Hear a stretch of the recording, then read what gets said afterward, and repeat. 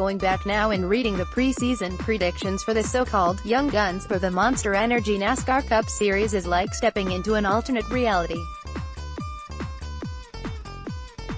Defining exactly who isn't a member of the Young Guns is an inexact science, but for the sake of argument, we'll count anyone who is a Cup Series regular and was 25 or under at the beginning of 2018, which allows us to sneak in Daniel Suarez, who turned 26 in January. Many people feel Kyle Larson shouldn't count since he is established after multiple wins in 2017, but we'll include him too as it only makes the contrast between expectations and reality even more stark. In any case, it's clear that people took the old guard versus Young Guns narrative seriously before Speed Weeks, and it's amazing to look back on the prognostications now. Writers participating in the NASCAR.com preseason staff roundtable predicted the following things. Chase Elliott, Alex Bowman, William Byron, Eric Jones and Daniel Suarez would all win a race. Alex Bowman would win one of the season's first 10 races. Chase Elliott would win at least 5 races. Bubba Wallace would clinch a playoff spot by winning a race. Jones and Suarez would win their way into the playoffs. The Motor Racing Digest roundtable called for Elliott, Byron, Jones and Suarez to all break through and grab their first wins. Other outlets also felt Elliott would win multiple races, and far too many to name here thought that Larson, Elliott or both would make the championship 4 and perhaps even hoist the trophy at season's end. This isn't meant in a freezing cold takes or gotcha-style dredging up of the past, but instead as a mere illustration of the fact that everyone thought the Young Guns were destined for big things in 2018. Put another way, if we stepped into the past from the end of June and asked if there was any way the young NASCAR Cup Series stars would combine for 0 wins after 16 races in 2018, we're betting that every single one of these journalists would think we were nuts. Yet here we are, just 10 races from the end of the regular season and nearly halfway through the whole darn 2018 schedule, and if anything, the Young Guns have taken a step back, not forward. Larson and Ryan Blaney, who had combined for 3 trips to victory lane by this time last year, have 0 this season, and Blaney doesn't even have a runner-up finish to his name. Elliott has yet to grab that elusive first victory and has just 4 top 5 finishes. His Hendrick Motorsports teammates, Bowman and Byron, have just 1 of those, combined. Suarez ran a promising 3rd at Dover but hasn't had a top 10 finish since. Jones has just 2 top 10s in his last 9 starts, and Wallace has been mostly a non-factor save for his thrilling 2nd place in the Daytona 500 and an 8th place at Texas.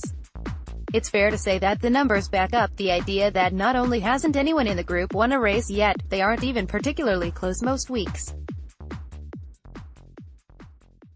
That's not something anyone expected would happen. So what gives? There are a couple things conspiring against the Young Guns right now. The best drivers have been more dominant than ever. As it turns out, 2018 is turning into the worst possible time to be a rookie or talented but inexperienced young NASCAR Cup Series driver. Not only aren't the Young Guns winning, hardly anyone else is either. The so-called Big Three of Kevin Harvick, Kyle Busch and Martin Truex Jr. have combined to win 12 times already, and when you throw in Clint Bowyer's 2 victories, that's 14 of the 16 starts in the hands of just 4 men. Considering Austin Dillon won the "anyone still running can win" Daytona 500, Joey Logano must be thanking his lucky stars he managed to squeak one by the Big Three. Considering how good Truex was the second half of his 2017 championship drive, it would have been foolish to expect less from him. Kyle Busch is a generational talent, and Kevin Harvick is experiencing a late career resurgence to go along with the strides Stewart-Haas Racing has made as an organization. All 3 drivers are paired with super sharp crew chiefs and have teams that, while they do make mistakes, don't tend to make errors so large they cost them races. If only one of these drivers was on top of their game, you could win when they had misfortune or simply missed the setup a bit. With 3 all performing at this level, it's becoming a Herculean task to beat them all to the checkered flag. Most of the young guns are driving Chevys if you consider the young guns a group of 8, Larson, Blaney, Elliott, Jones, Suarez, Byron, Bowman and Wallace. You'll notice that one thing most of them have in common is that they are driving for Chevrolet teams. Only Blaney, Ford, and JGR teammates Jones and Suarez, Toyota, are not. That's turned out to be a significant handicap because not only aren't the young Chevy drivers winning, none of them are.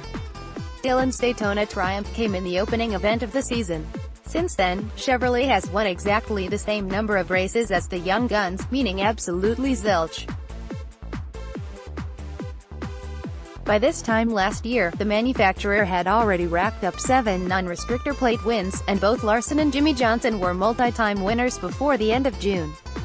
The arrival of the Camaro once a Lottie scared a lot of the teams and drivers in the other manufacturers' camps, but it has turned out to be a puzzle too tricky to solve on the fly. Time is steadily ticking away for a solution that will come during the 2018 season, and that's hampering 5 of the young hopefuls we are discussing. Of course, saying that the whole group is going to go winless for 20 more races could make us look as silly as those preseason calls now appear to be. There is plenty of time for things to change, for certain teams to find a bit of extra speed they lack right now, and even as impossible as it seems right now, for one of the big 3 to fade. Any NASCAR season tends to divide itself naturally into spring, summer and fall segments, with the status quo often upended from one to another. But even discussing the idea that the young guns might go 0 for 2018 is amazing. If it somehow comes to pass, it'll be interesting to see if we all exercise even more caution before peering into the crystal ball for 2019, or if a "now there really do" feeling will take over.